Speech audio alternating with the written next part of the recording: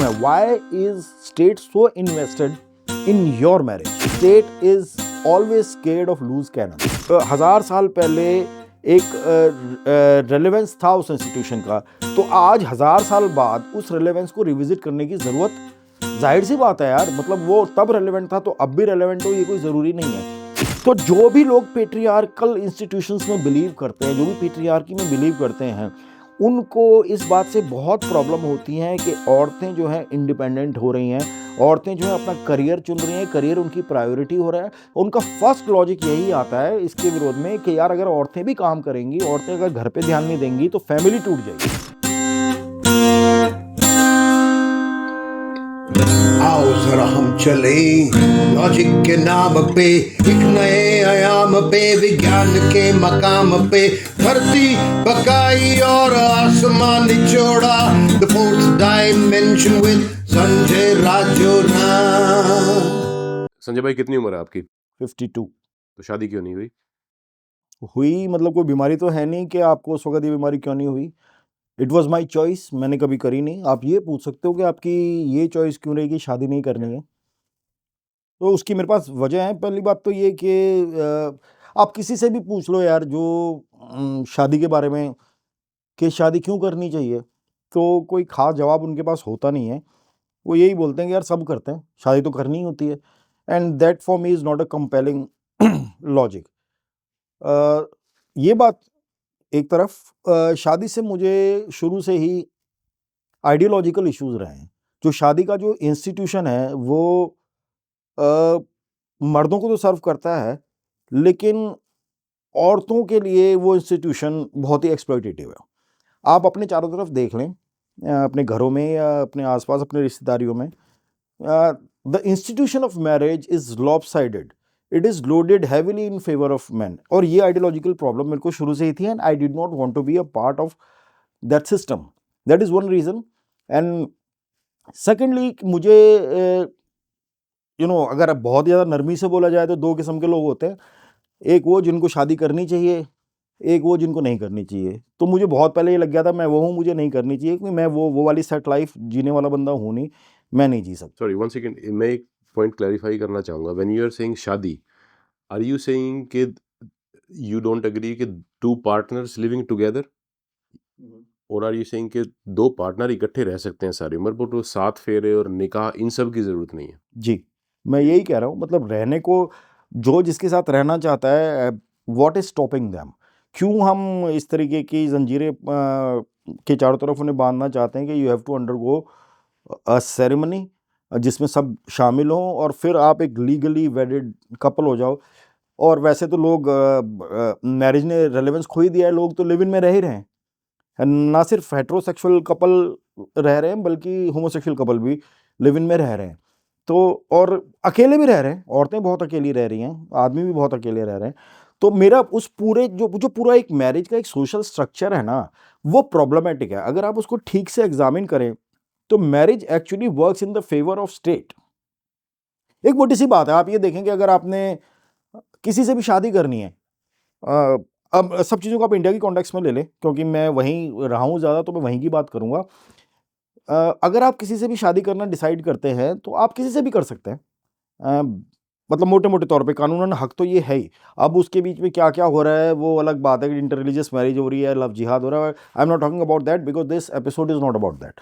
आप किसी से भी शादी करना चाहते हो, आप कर सकते हो, लेकिन जब आप उस शादी को तोड़ना चाहते हो, मानो आप तलाक लेना चाहते हो, तो the state makes it so difficult for you to get separated.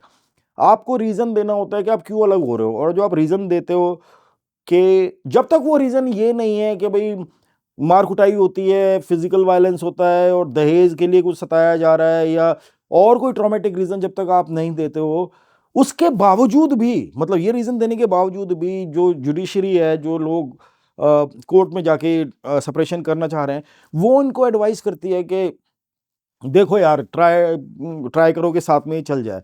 लेकिन मुझे समझ में नहीं आता क्यों why is this institution so important. अगर आप कोर्ट में जाके यही बोल दो कि नहीं हम साथ नहीं रहना चाहते क्योंकि हमारी कंपेटिबिलिटी नहीं है, तो कोर्ट तो इसको एक्नॉलेज ही नहीं करता है। कैसे कैसे हो सकता है कंपेटिबिलिटी नहीं है? और रिश्तेदार भी बोलने लगते हैं यार कम से कम मारता तो नहीं है। और अगर मारता नहीं है तो साथ साथ रहो। उसके अलावा भी बहुत सारी चीज़ें होती हैं जिसकी वजह से कोई किसी के साथ नहीं रह सकता। यार बोर हो रहा है, या इंटेलेक्चुअल कंपैटिबिलिटी नहीं है, या इमोशनल कंपैटिबिलिटी नहीं है, बहुत सारे रीजंस हो सकते हैं। लेकिन वो आप स्टेट उसको इतना मुश्किल बना देता है शादी के इंस्टीट्यूशन में से आपको बाहर निकलना।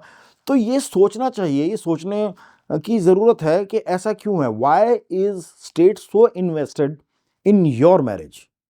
तो उसका जवाब सीधा सा, ज़्यादा गहराइयों में ना जाके एक सीधा सा जवाब मेरे को जो समझ में आता है वो ये है कि state is always scared of loose cannons. Loose cannon का मतलब कि अगर मैं जैसे सिंगल बंदा हूँ, मैंने कभी शादी नहीं करी, ना मेरी बीवी है, ना मेरे बच्चे हैं, और मैं एक लूज कैनन हूँ। कहने का मतलब ये है कि अगर मेरे को सरकार के खिलाफ या स्टेट के खिलाफ कोई प्रोटेस्ट, कोई आवाज़, कुछ भी ऐसा आंदोलन करना हो, किसी का हिस्सा बनना हो, तो मैं I am the only one जिसकी ज़िम्मेदारी मेरे ऊपर है। मेरे पास और ज़िम्मेदारियाँ नहीं हैं, तो मेरे लिए बहुत आसान है इन प्रोटेस्ट में, इन आंदोलन में जाना। अलबत्ता अगर मैं शादीशुदा हूँ, मेरे बीवी बच्चे हैं, और मेरे को कोई आके बोलता है कि फलां जगह सरकार की इस नीति के अगेंस्ट प्रोटेस्ट हो रहा है, और हो सकता है वहाँ पे भाई पुलिस आ जाए, अरेस्ट हो जाओ, ये हो जाओ, आप वहाँ पे आ जाओ, तो मैं साफ मना कर दूंगा कि नहीं भाई, मेरे बीवी बच्चे हैं, मेरे पास उनकी जिम्मेदारी है, मैं इस तरह का रिस्की बिहेवियर नहीं कर सकता। तो स्टेट का जो इन्वेस्टमेंट है इस इंस्टीट्यूशन में वो समझ में आता है। बट आई थिंक शादी सिर्फ जब से डेमोक्रेसी आई है तब से शुरू नहीं हुई है, शादी तो हजारों साल पुरानी है। करेक्ट। उस टाइम पे तो राजे महाराजा होते थे जिनको कोई भी नहीं हटा सकता चाहे कुछ भी कर लो। करेक्ट। तो हाउ डज दैट? मैं वही कह रहा हूँ, अगर आप शादी की हिस्ट्री में जाएंगे तो हमें बहुत सारी चीज़ों पे जाना पड़ेगा कि कब फूड गैदरर से फूड प्रोड्यूसर हुआ मैन, और किस तरह से प्रॉपर्टी बनने लगी, फिर किस तरह से प्रोजेनी के लिए ये इंपॉर्टेंट था कि प्रॉपर्टी उसी के पास जाए। That is a whole other level of discussion जिसपे एक अलग एपिसोड बन सकता है। लेकिन अगर आप वो डिस्कशन भी छोड़ दो, आप बोलो कि हज़ारों साल पहले शादियाँ हुआ करती थी, 1000 साल पहले एक रेलेवेंस था उस इंस्टीट्यूशन का, तो आज 1000 साल बाद उस रेलेवेंस को रिविजिट करने की ज़रूरत, जाहिर सी बात है यार, मतलब वो तब रेलेवेंट था तो अब भी रेलेवेंट हो, ये कोई ज़रूरी नहीं है। ये कुछ कुछ प्रथाएं हैं जो समय के साथ साथ टूटी हैं, और शादी भी उन्हीं प्रथाओं में से एक होना चाहिए, इनफैक्ट हो भी रहा है। Can you give us me some example of the जो पहले प्रथा होती थी जो अब नहीं है? आप देखें सती प्रथा फॉर एग्जांपल, हालांकि रूप कंवर तो 80s में उसको सती करा गया, लेकिन रिलेटिवली अगर आप देखें after the movement from started by Raja Ram Mohan Roy, sati प्रथा अब क्रिमिनलाइज्ड है, और अब नहीं आपको सुनने को मिलता है। 80s में हुआ था रूप कंवर के आई साथ। थिंक सती प्रथा is an extreme example, but उसके अलावा कोई और कुछ ऐसी चीज सोशल चेंजेस आए ओवर द देखें टाइम? देखें जो सोसाइटी का टाइम के साथ चलते चलते ज़रूरतें, जैसे नीड ऑफ द आर रहा है। जैसे पहले न्यूक्लियर फैमिली का कोई कॉन्सेप्ट नहीं था, जॉइंट फैमिली का कॉन्सेप्ट था। हम सब लोग, मतलब मैं तो गांव से हूँ, आप भी गांव से हो, और वहाँ तो न्यूक्लियर फैमिली का कोई कॉन्सेप्ट ही नहीं है।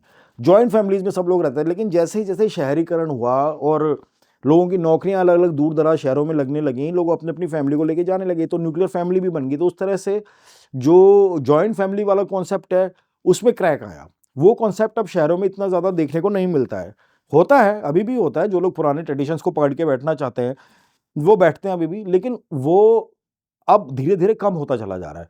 और अगर शादी के रेलेवेंस की आप बात करें तो मॉडर्न टाइम्स में, बिकॉज एक चीज़ आपको अक्सर सुनने को मिलती है, जो लोग शादी के वाले इंस्टीट्यूशन के और फैमिली वाले इंस्टीट्यूशन के सपोर्टर्स हैं, क्योंकि मेरा मानना है कि पेट्रियार्की जो है ना एक ऐसा इंस्टीट्यूशन है जो फैमिली और शादी नाम के सॉफ्ट पेट्रियार्कल इंस्टीट्यूशंस पे खड़ा हुआ है। अगर आप इन पिलर्स को डिस्ट्रॉय करोगे तो पेट्रियार्की कोलैप्स करेगी ही करेगी। और मैं इनको सॉफ्ट इंस्टीट्यूशन इसलिए बोल रहा हूँ कि जनरली जब आप किसी को बोलते हो यार कि मैं शादी कर रहा हूँ, वो कॉन्ग्रेचुलेट ही करते हैं, और उसके बारे में शायद ही कोई ऐसा होगा यार, तू कोई आगे बोलेगा यार क्यों शादी कर रहे हो, क्या ज़रूरत है इस मुसीबत को मोल लेने की। Generally it is an occasion to celebrate, so that's why it's I call it a soft patriarchal institution.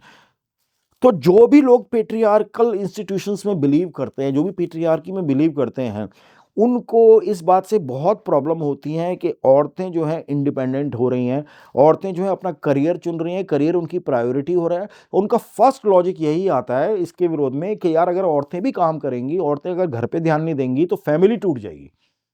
तो फैमिली टूट जाएगी तो इसका मतलब ये है कि जो पेट्रियार्कल ऑर्डर है वो टूट जाएगा, वो उससे सबसे ज्यादा खतरा है। सो इंडिपेंडेंट औरतों उससे सबसे ज्यादा खतरा पेट्रियार्की को है। और अगर आप शादी का इंस्टीट्यूशन को देखो तो शादी does not encourage an independent woman. Why would an independent woman get into such an institution for example?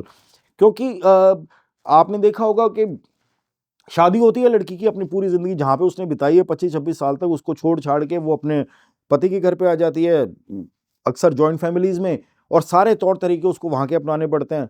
फिर ये एक्सपेक्ट किया जाता है उससे कि वो वहाँ जाके सारा घर संभालेगी हैं। और अगर किसी लड़की का करियर है तो उसको यहाँ तक बोला जाता है कि शादी के बाद हम तो, हमारे यहाँ लड़कियाँ काम नहीं करती हैं, वो घर संभालती हैं। और अगर उसके बावजूद भी कोई नौकरी करती है, अपना करियर बना के रखती है, तो उससे ये एक्सपेक्ट करा जाता है कि वो भी करियर भी बने, लेकिन साथ ही साथ घर पे ध्यान दे, वो ज़्यादा इंपॉर्टेंट काम है, वो प्राइमरी काम है उसका। यानी हर स्टेप पे औरतों को एनकरेज करा जाता है, एनकरेज नहीं सॉरी डिस्करेज करा जाता है to be independent, to keep the patriarchal order intact. And primarily in my case, because I started to think about it at a very early age, and I realized I cannot be a party to such an exploitative institution. I would in fact go to an extent to say that the concept of shadi in societies like India is anti-women. Either this institution या तो आप इसमें drastic change कुछ लेके आओ या give away with it. अब drastic change अब क्या लेके आओगे? बहुत सारे लोग बोलते हैं कि भाई हमारी शादी डिफरेंट है, हमारी लव मैरिज है और हमने कोर्ट में जाके करी है, और उसके बाद हमारे घर में तो जो जेंडर रोल्स हैं वो भी मिक्स्ड हैं, मैं किचन का काम भी करता हूँ और मेरी वाइफ का करियर भी है। लेकिन एक्चुअली वो बात वही है कि आप एक पुरानी इमारत पे जो कि खंडर बन चुकी है, जो कि आउटडेटेड है, उस पे नया पेंट लगा रहे हो। नया पेंट लगाने से वो देखने में आपको कुछ दिन चमकीली लगेगी, लेकिन अंदर से जो उसकी जड़ें हैं, जो उसकी नींव है, वो कमजोर है, वो हिल चुकी है। ठीक वैसे ही मैरिज का इंस्टीट्यूशन है।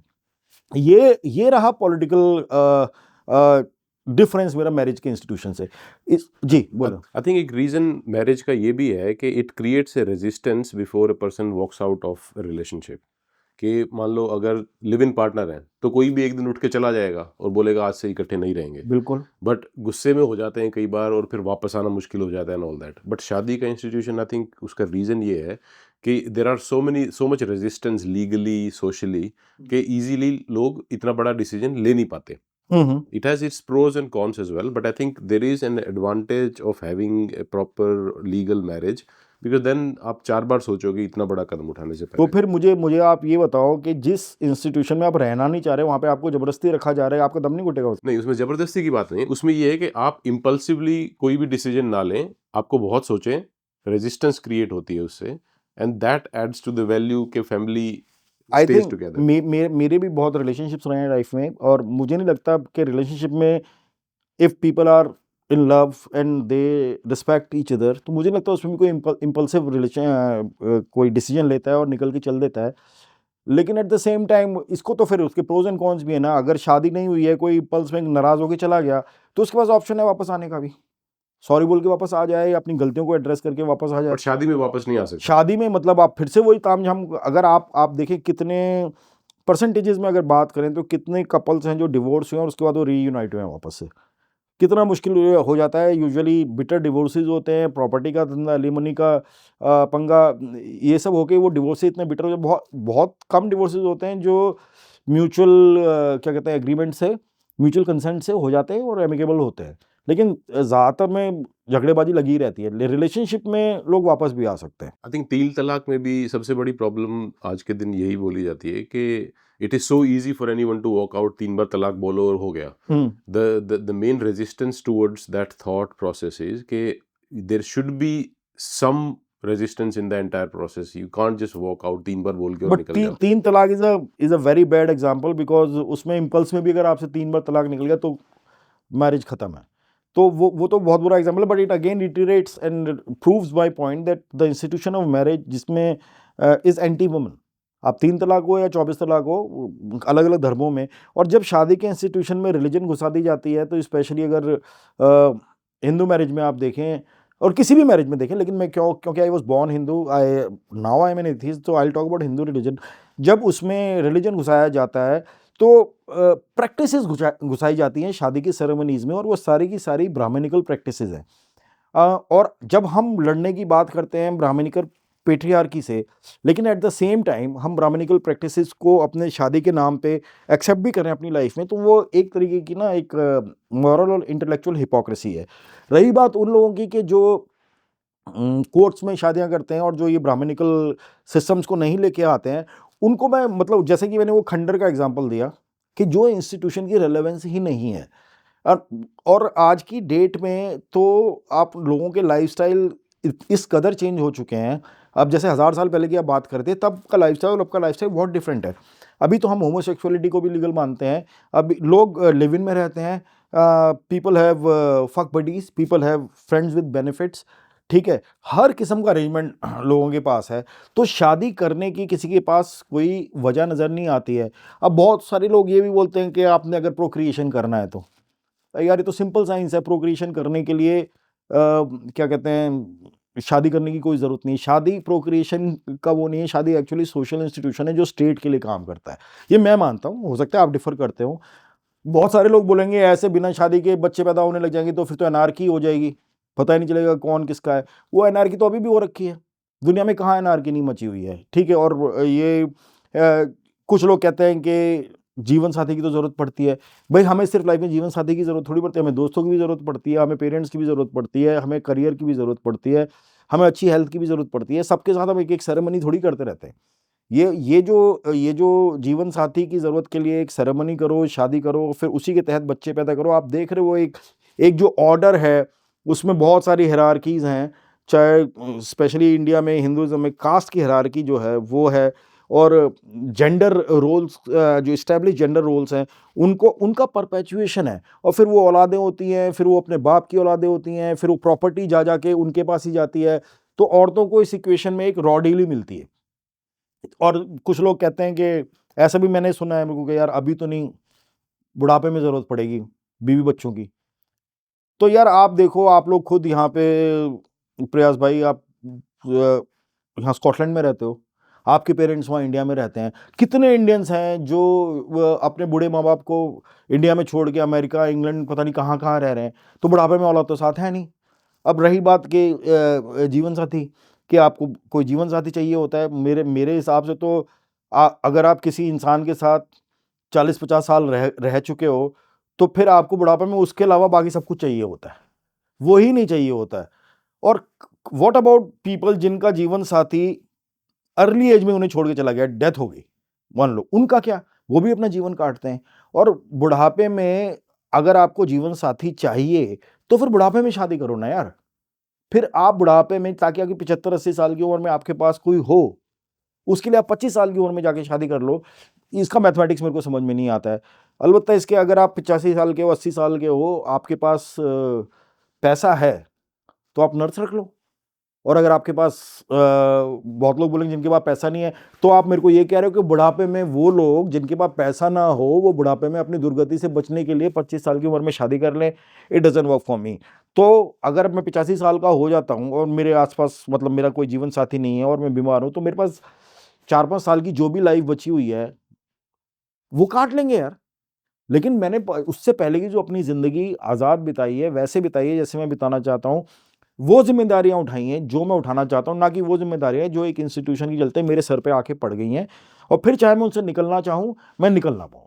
तो टू आंसर योर क्वेश्चन कि मैंने शादी क्यों नहीं करी, क्योंकि मुझे लगता है कि मैं शादी में रहने वाला बंदा हूँ नहीं। मुझे इंस्टीट्यूशन से प्रॉब्लम है, और वो प्रॉब्लम पॉलिटिकल है, आइडियोलॉजिकल है। बट एक चीज़ मुझे क्लियर नहीं हुई। There are 3 things. आप बोल रहे हैं कि या तो आदमी सिंगल रह सकता है, ठीक है, कोई पार्टनर नहीं है। Second is you have a partner, you just have a live in, कोई आपकी फॉर्मल मैरिज नहीं है। And third option is when you are in a proper legal relationship of marriage. कौन सा, which one you are saying is the best for you? नहीं, whatever for me, हाँ। for me the best is that I am single, I live alone and I live my life the way I want to live. जो मुझे करना होता है मैं वो करता हूँ। और इसका मतलब ये नहीं मैं सारा दिन बैठ के सुबह से उठ के बोतल खोल के शराब पीने लग जाता हूँ, या जुए में पैसे उड़ा रहा हूँ, या प्रॉपर्टीज बेच रहा हूँ। मेरा ये ज़िंदगी जीने का तरीका है, मैं लिखता पढ़ता हूँ, अपने सारे काम करता हूँ। और ऐसा नहीं है कि मेरी रिलेशनशिप्स नहीं हुए, मेरी रिलेशनशिप्स भी हुई हैं। और बहुत अच्छी बहुत कुछ सीखा है मैंने, बहुत ही फुलफिलिंग रिलेशनशिप्स हुई हैं मेरी, और आज तक मेरी उनसे दोस्तियाँ हैं, और मैं ये भी नहीं बोलता कि आगे मेरी रिलेशनशिप्स नहीं होंगी, तो आगे भी होंगी। अब फॉर्च्यूनेटली मेरी जो रिलेशनशिप्स हुई वो इस तरह की महिलाओं से हुई जो खुद मेरी तरह की सोच रखती थी, जो खुद मैरिज के इंस्टीट्यूशन के बारे में यही उनके उनके ख्यालात थे, जो खुद करियर माइंडेड थी, इंडिपेंडेंट थी, पॉलिटिकली बहुत ज़्यादा अवेयर थी। तो मुझे मुझे मेरे उनके साथ बहुत ही फुलफिलिंग रिलेशनशिप हुई। तो ये जो मिथ एक बना हुआ है, बिकॉज़ हमारा पॉपुलर कल्चर भी ना देखो ऐसा है कि आप बचपन से ही आपके दिमाग में ना एक हेटेरोसेक्सुअल पार्टनरशिप भरी जाती है।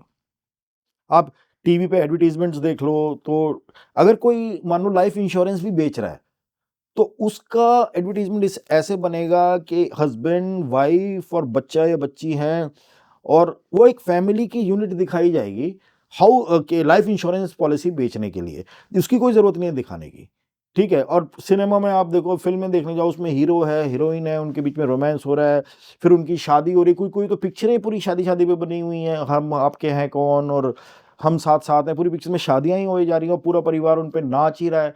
ये रियलिस्टिक तो है नहीं, ठीक है, कहीं होता तो है नहीं।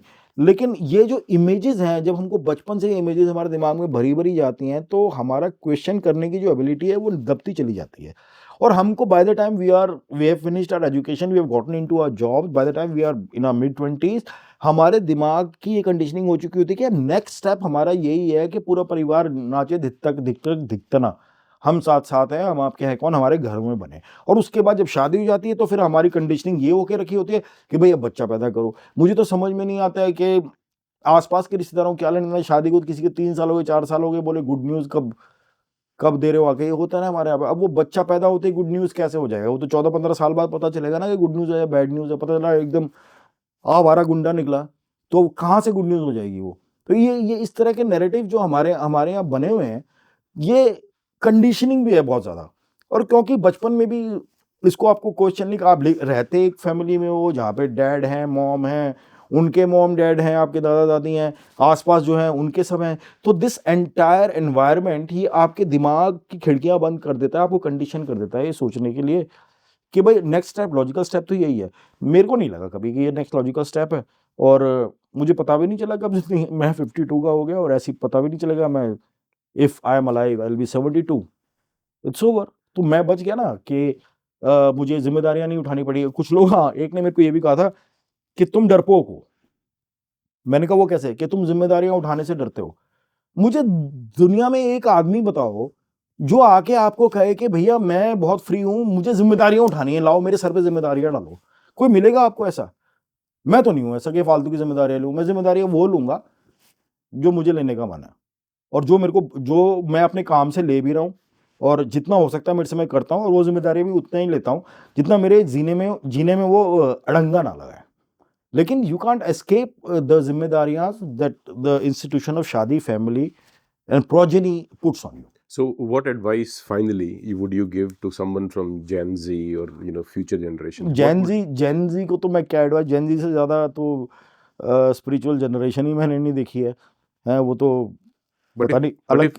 But if a younger person comes to you कि संजय भाई शादी करनी चाहिए, नहीं करनी चाहिए, क्या करूं जिंदगी में? नहीं, तो आप क्या बोलोगे? मैं तो यही कहूँगा कि भाई आपको करनी है तो करो, लेकिन एक बार सवाल उठा लो कि आप कर क्यों रहे हो, और इसके बाद जो होगा। आपने देखा नहीं है कि लोग शादी कर लेते हैं और उसके इमीडिएटली बाद ना वो ऑल मेल व्हाट्सएप ग्रुप जो ज्वाइन करते हैं, उसमें सारे टाइम बैठ के शादी करके वो शादी की ही बुराइयां कर रहे होते हैं।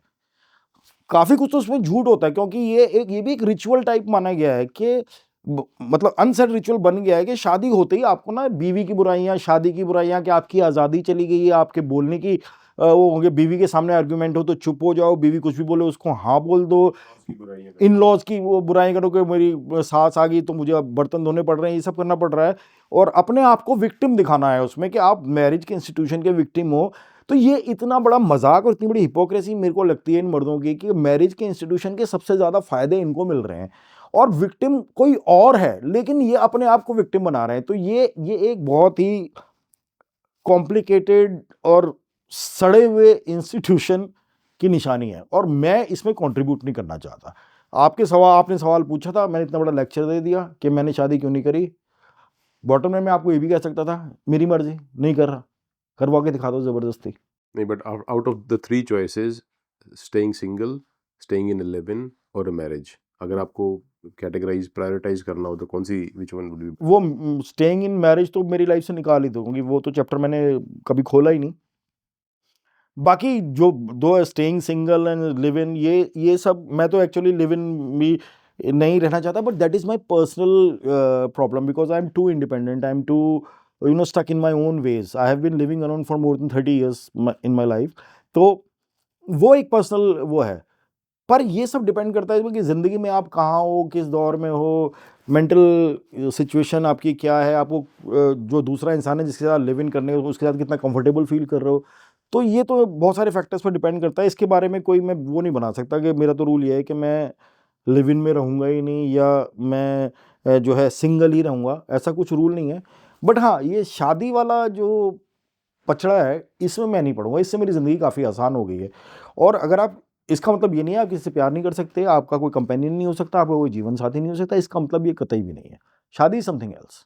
तो मेरे दोस्तों, मुझसे पूछो तो जिसको करनी है शादी बेशक करे और खुल के करे, बट मेरा तो हर चीज़ को लेके यही सवाल होता है, your choices in life are your choices, but before making a choice please ask your self, is this a choice और is this just a part of your conditioning? That's it. Part of conditioning, और are you doing it under social pressure and all, वो बोल सकते नहीं, social pressure को भी तो conditioning है, वो बोल देते हैं कि यार दादी ने बहुत प्रेशर डाल रखा था, वो खुद करना। यार दादी ने तो मेरे भी प्रेशर डाला था, मैंने तो नहीं करी, वो खुद करना चाहते हैं, उनको लगता है नेक्स्ट लॉजिकल स्टेप यही है।